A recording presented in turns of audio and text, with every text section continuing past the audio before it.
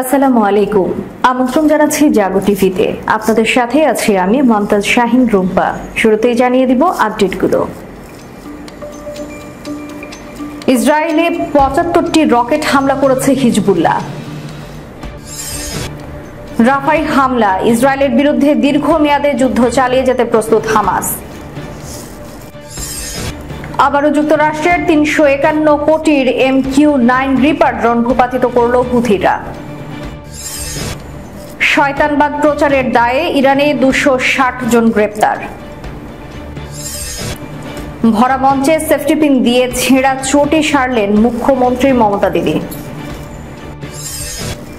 তাইওয়ানের চীনের আধিপত্য নিয়ে উদ্বিগ্ন যুক্তরাষ্ট্র, যুদ্ধ ছাড়াই তাইপের নিয়ন্ত্রণ নিতে পারে বেজিং। শুনছিলেন শিরোনাম, এবারে বিস্তারিত। লেবাননে ইসরায়েলি বিমান হামলায় ৩ জন নিহত হওয়ার পর শুক্রবার বিকেলে ইসরায়েলের উত্তরাঞ্চলে ৭৫টি রকেট হামলা চালিয়েছে হিজবুল্লাহ। ইসরায়েলি সেনাবাহিনী জানিয়েছে তাদের আয়রন ডোম প্রতিরক্ষা ব্যবস্থা কয়েক ডজন রকেট প্রতিহত করেছে। ইসরায়েলের ম্যাগেন ডেভিড অ্যাডাম অ্যাম্বুলেন্স সার্ভিস জানিয়েছে আপার গ্যালিলিতে একটি রকেটের আঘাতে আহত ২ ব্যক্তিকে চিকিৎসা দেওয়া হয়েছে। তাদের সাফেদের জিভ মেডিকেল সেন্টারে নিয়ে যাওয়া হয় বলেও জানিয়েছে MDA। যুদ্ধের মধ্যে উত্তর ইসরায়েলে হিজবুল্লাহর চালানো এটি সবচেয়ে বড় রকেট হামলা। খবর অনুসারে হিজবুল্লাহর রকেট হামলার পর ইসরায়েলের মধ্যাঞ্চলীয় গোলান মালভূমির কাটজারিন সম্প্রদায় এবং লেবানন সীমান্তের নিকটবর্তী বেশ কয়েকটি শহরে সাইরেন বাজানো হয়। কাটজারিন লেবানন সীমান্ত থেকে ২০ কিলোমিটারেরও বেশি দূরে অবস্থিত। এর আগে লেবাননের নিরাপত্তা কর্মকর্তারা জানান শুক্রবার সকালে দক্ষিণ লেবাননের একটি উপকূলীয় গ্রামে ৩টি পৃথক ড্রোন হামলায় ২ সিরীয় নাগরিক সহ ৩ জন নিহত হয়। রাফা এবং গাজায় ইসরায়েলি অভিযানের বিরুদ্ধে ফিলিস্তিনিরা লড়াই চালিয়ে যাবে বলে ঘোষণা দিয়েছে দেশটির সশস্ত্র গোষ্ঠী হামাস। ইসরায়েলের আগ্রাসন যতই দীর্ঘ হোক না কেন তার ফলাফল শূন্য, এমন হুঁশিয়ারি দিয়ে এক ভিডিও বার্তায় হামাসের একজন মুখপাত্র কথা জানিয়েছেন।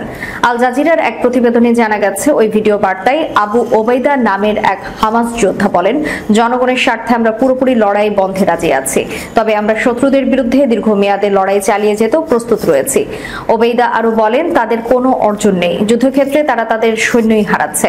হামাসের ব্যাপক শক্তি রয়েছে কথা বলছি না, তবে আমরা আমাদের জনগণের অধিকার আদায়ে লড়াই চালিয়ে যাব। আবু ওবাইদা বলেন, হামাস ইসরায়েলের শতাধিক যুদ্ধযানকে লক্ষ্যবস্তু বানিয়েছে, যার মধ্যে রয়েছে ট্যাঙ্ক, সেনাবাহিনী বহনকারী যান, বুলডোজার। এছাড়া হামাস টানেলে হামাস সহ রকেট ও মর্টার শেলের মাধ্যমে অনেকে ইসরায়েলি সেনার প্রাণ নিয়েছে। এদিকে গাজার যুদ্ধ বন্ধে চেষ্টা চালিয়ে যাচ্ছে আন্তর্জাতিক সম্প্রদায়, তবে নেতানিয়াহুর গোঁড়ামির কারণে যুদ্ধবিরতির প্রক্রিয়া আবার স্থবির হয়ে গেছে। যুক্তরাষ্ট্রের একটি অত্যাধুনিক MQ-9 ড্রোন ভূপাতিত করার দাবি করেছে ইয়েমেনের হুথি বিদ্রোহীরা। শুক্রবার এই তথ্য জানিয়েছে তারা। সামাজিক যোগাযোগ মাধ্যমে একটি MQ-9 ড্রোনের ধ্বংসাবশেষের ভিডিও ছড়িয়ে পড়ার কয়েক ঘন্টা পর হুথিরা জানিয়েছে তারাই মার্কিন এই ড্রোনটি ভূপাতিত করেছে। তবে যুক্তরাষ্ট্রের সেনাবাহিনী তাৎক্ষণিকভাবে এই ব্যাপারে কোনো মন্তব্য করেনি। এর আগে মার্কিন এই ড্রোন ভূপাতিত করার দাবি করেছিল হুথিরা। যদি আজকের দাবিটি সত্যি হয়, তাহলে হুথিদের হামলায় আরেকটি ড্রোন হারিয়েছে যুক্তরাষ্ট্র। MQ-9 মডেলের এই ড্রোনটির মূল্য $৩ কোটি, যা বাংলাদেশি অর্থে ৩৫১ কোটি টাকারও বেশি। হুথিদের সামরিক শাখার মুখপাত্র ব্রিগেডিয়ার জেনারেল ইয়াহিয়া সারি জানিয়েছেন, তাদের যোদ্ধারা গতকাল বৃহস্পতিবার ড্রোনটি ভূপাতিত করে। এটি ভূপাতিত করতে ব্যবহার করা হয় সারফেস টু এয়ার ক্ষেপণাস্ত্র। এই হামলার একটি ভিডিও প্রকাশ করা হবে জানিয়েছেন তিনি। হুথি মুখপাত্র আরো জানিয়েছেন, ড্রোনটি ইয়েমেনের মারিব প্রদেশে নাশকতামূলক কর্মকাণ্ড চালাচ্ছিল। মারিব প্রদেশটি এখনো ইয়েমেনের আন্তর্জাতিকভাবে স্বীকৃতি সরকারের অধীনে রয়েছে। সামাজিক যোগাযোগ মাধ্যমে ইতিমধ্যে যে ভিডিওটি প্রকাশ হয়েছে সেটিতে MQ-9 ড্রোনের যন্ত্রাংশের সাদৃশ্যতা পাওয়া গেছে। বার্তা সংস্থা AFP এ ব্যাপারে যুক্তরাষ্ট্রের সেনাবাহিনীর সঙ্গে যোগাযোগ করলেও তারা কোনো মন্তব্য করেনি। হুথিরা এর আগেও ড্রোন ভূপাতিতের দাবি করেছিল, কিন্তু সেগুলো ভুল হিসেবে প্রমাণিত হয়েছিল বলে জানিয়েছে AFP। শয়তানবাদ প্রচারের দায়ে ২৬০ জনেরও বেশি ব্যক্তিকে গ্রেফতার করেছে ইরানের নিরাপত্তা বাহিনী। গ্রেফতারকৃতদের মধ্যে ৩ ইউরোপীয় নাগরিকও রয়েছেন। রাতে অভিযান চালিয়ে তাদের গ্রেফতার করা হয়।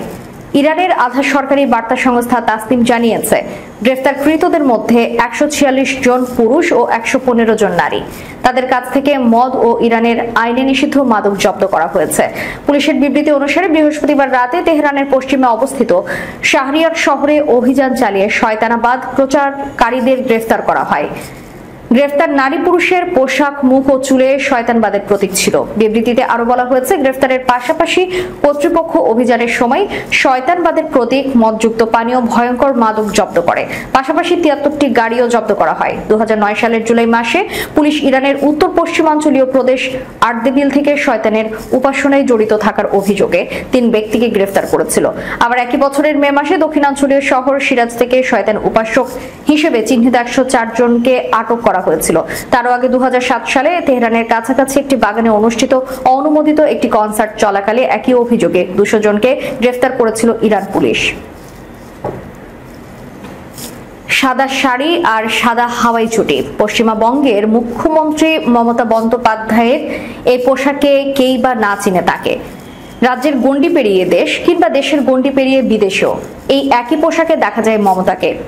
শীত, গ্রীষ্ম, বর্ষা, মমতার পরনে সেই সাদা হাওয়াই চটি। সেই হাওয়াই চটি ছিঁড়ে যত বিপত্তি। শেষমেশ ভরা মঞ্চে নিজের সেফটি পিন দিয়ে নিজের চটি ঠিক করলেন মমতা। সেফটি পিন লাগাতে গিয়ে সেই পিন মুখ্যমন্ত্রীর আঙুলে ফুটে গিয়ে হলো বিপত্তি। যদিও তড়িৎ গতিতে এমন ছোট বিপদ সামলে নিলেন তিনি। ভারতীয় সংবাদ মাধ্যমে প্রতিবেদনে বলা হয়, শুক্রবার ঝাড়গ্রাম লোকসভা কেন্দ্রের অন্তর্গত গোপী বল্লভপুরে তৃণমূল প্রার্থী কালীপদ সোরেনের সমর্থনে জনসভা করতে গিয়েছিলেন মমতা বন্দ্যোপাধ্যায়। সেখানে বক্তব্য রাখার পরেই তিনি বুঝতে পারেন চটি ছিঁড়ে গিয়েছে। চটি ছিঁড়ে যাওয়ার বিষয়টি বোঝার পরেই মাইক্রোফোন হাতে নিয়ে তৃণমূল নেত্রী ইন্দ্রনীল সেনের উদ্দেশ্যে বলেন, ইন্দ্রনীল, তুমি গান সেট করো, আমার চটিটা ছিঁড়ে গিয়েছে, আমি একটু সেফটি পিন লাগিয়ে নেই।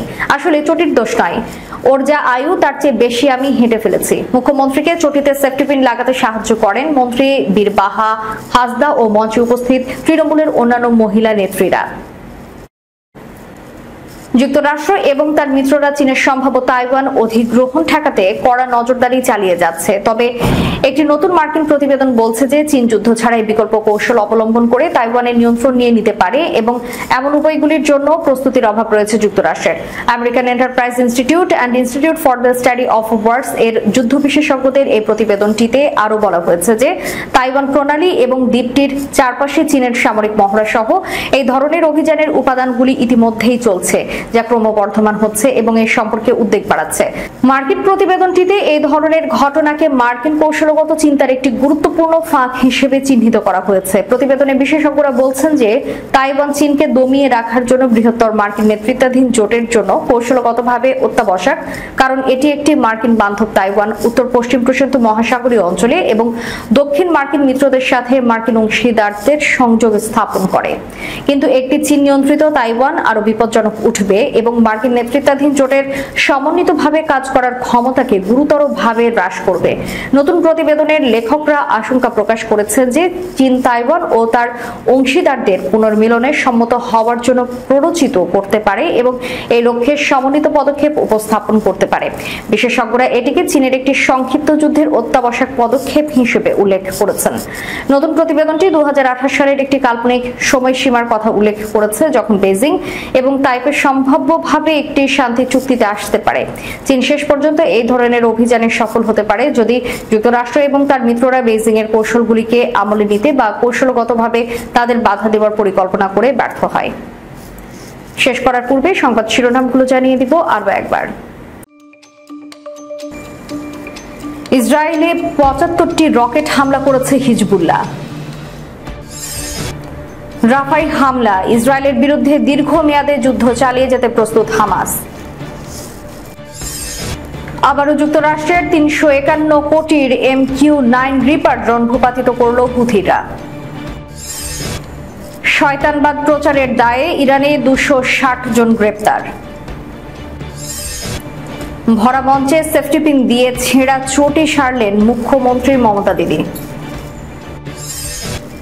তাইওয়ানের চীনের আধিপত্য নিয়ে উদ্বিগ্ন যুক্তরাষ্ট্র, যুদ্ধ ছাড়াই তাইপে নিয়ন্ত্রণ নিতে পারে বেজিং। এতক্ষণ আমাদের সাথে থাকার জন্য ধন্যবাদ। আল্লাহ হাফেজ।